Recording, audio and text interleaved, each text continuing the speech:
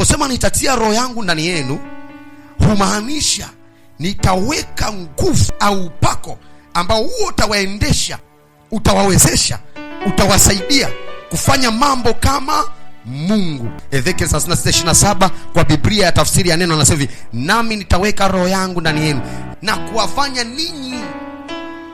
Unajua kuna ule wimbo tunaimbaga, unifanye kama upendavyo Bwana Mungu, ninakuja kwako, unifanye kama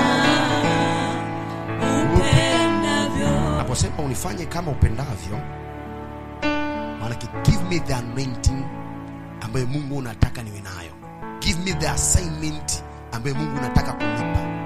Drive me where unataka niende, not from my decision, ila ni kutokea kwenye willing yako, vile ambavyo Mungu unakusudia wewe iwe, acha iwe. Kwa ninaposema kwamba roho wangu akikaa ndani yenu, nitawafanya ninyi, nitawaendesha vile nasikia.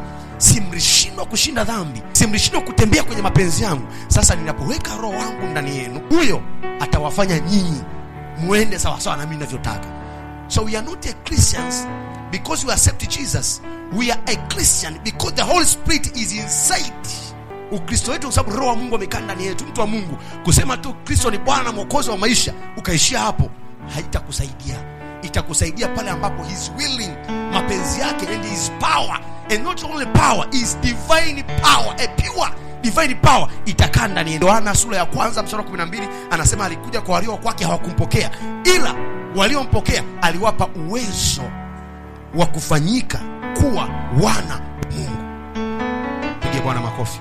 Hawa wamepewa uwezo wa kufanyika kuwa wana wa nani? Wa Mungu. Wake wamepewa upako na wabeba kama wana wa Mungu.